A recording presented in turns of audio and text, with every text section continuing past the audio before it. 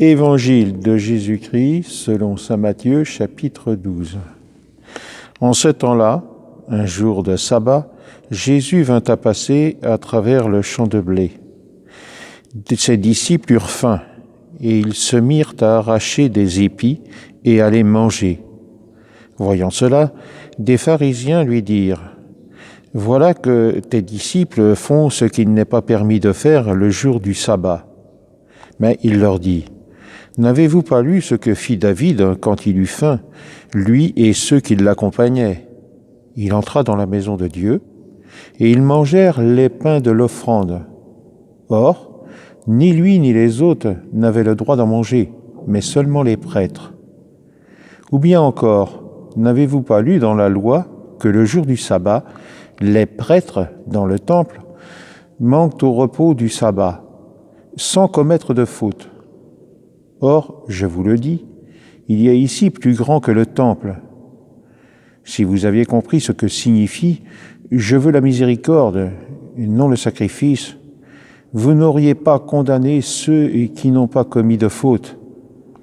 En effet, le Fils de l'homme est maître du sabbat. Il partit de là et entra dans leur synagogue. Or, il s'y trouvait un homme qui avait une main atrophiée. Et on demanda à Jésus : « Est-il permis de faire une guérison le jour du sabbat ?» C'était afin de pouvoir l'accuser. Mais il leur dit : « Si l'un d'entre vous possède une seule brebis et qu'elle tombe dans un trou le jour du sabbat, ne va-t-il pas la saisir pour la faire remonter ? Or, un homme vaut tellement plus qu'une brebis. Il est donc permis de faire le bien le jour du sabbat. » Alors Jésus dit à l'homme : « Étends la main. » L'homme l'étendit, et il redevint normal et saine, comme l'autre.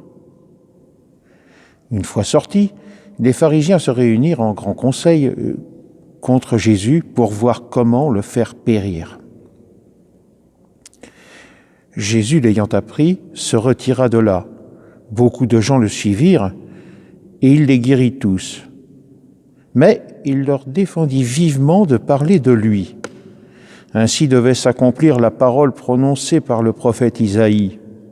« Voici mon serviteur que j'ai choisi, mon bien-aimé en qui je trouve mon bonheur. Je ferai reposer sur lui mon esprit. Aux nations, il fera connaître le jugement. Il ne cherchera pas querelle et ne criera pas. On n'entendra pas sa voix sur la place publique. Il n'écrasera pas le roseau froissé. Il n'éteindra pas la mèche qui faiblit, jusqu'à ce qu'il ait fait triompher le jugement. Les nations mettront en son nom leur espérance. »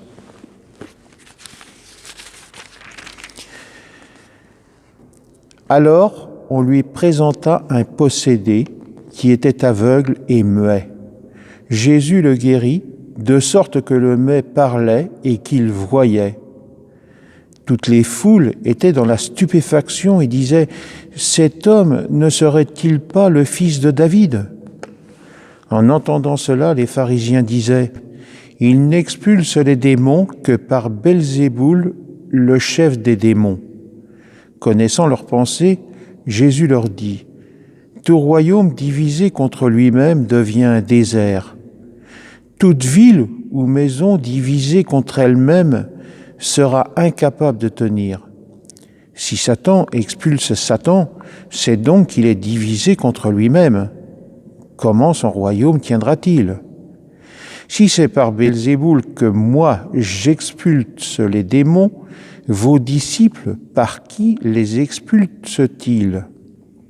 C'est pourquoi ils seront eux-mêmes vos juges. Mais si c'est par l'Esprit de Dieu que moi j'expulse les démons, c'est donc que le règne de Dieu est venu jusqu'à vous. Ou encore, comment quelqu'un peut-il entrer dans la maison de l'homme fort et piller ses biens, sans avoir d'abord ligoté cet homme fort ? Alors seulement il pillera sa maison. Celui qui n'est pas avec moi est contre moi. Celui qui ne rassemble pas avec moi disperse. C'est pourquoi je vous le dis, tout péché, tout blasphème sera pardonné aux hommes, mais le blasphème contre l'Esprit ne sera pas pardonné. Et si quelqu'un dit une parole contre le Fils de l'homme, cela lui sera pardonné. Mais si quelqu'un parle contre l'Esprit Saint, cela ne lui sera pas pardonné, ni en ce monde-ci, ni dans le monde à venir. Prenez un bel arbre, son fruit sera beau. Prenez un arbre qui pourrit, son fruit sera pourri, car c'est à son fruit qu'on reconnaît l'arbre. Engeance de vipère, comment pouvez-vous dire des paroles bonnes, vous qui êtes mauvais? Car ce que dit la bouche, c'est ce qui déborde du cœur.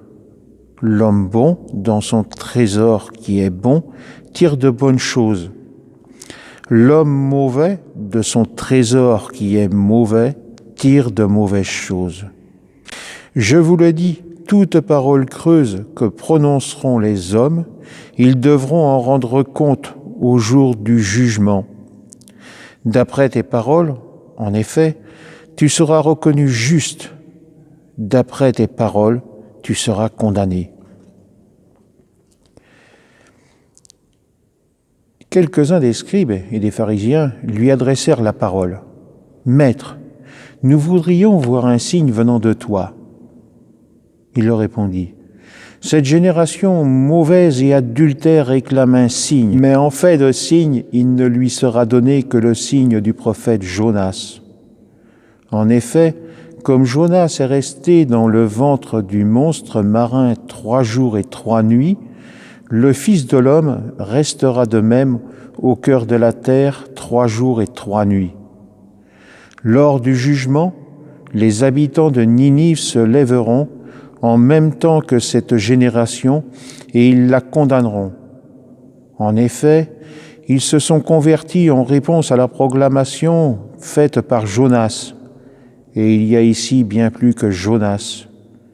Lors du jugement, la reine de Saba se dressera en même temps que cette génération et elle la condamnera. En effet, elle est venue des extrémités de la terre pour écouter la sagesse de Salomon. Et il y a ici bien plus que Salomon. Quand l'esprit impur est sorti de l'homme, il parcourt des lieux arides en cherchant où se reposer. Et il ne trouve pas. Alors il se dit, je vais retourner dans ma maison, d'où je suis sorti. En arrivant, il la trouve inoccupée, balayée et bien rangée.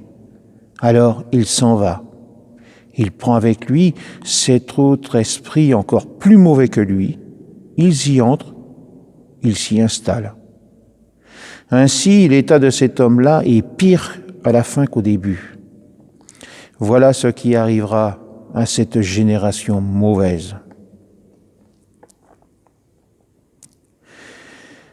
Comme Jésus parlait encore aux foules, voici que sa mère et ses frères se tenaient dehors, cherchant à lui parler. Quelqu'un lui dit, « Ta mère et tes frères sont là dehors qui cherchent à te parler. » Jésus lui répondit, « Qui est ma mère? Qui sont mes frères ?» Puis, étendant la main vers ses disciples, il dit, « Voici ma mère et mes frères, car celui qui fait la volonté de mon Père qui est aux cieux, celui-là est pour moi un frère, une sœur, une mère. »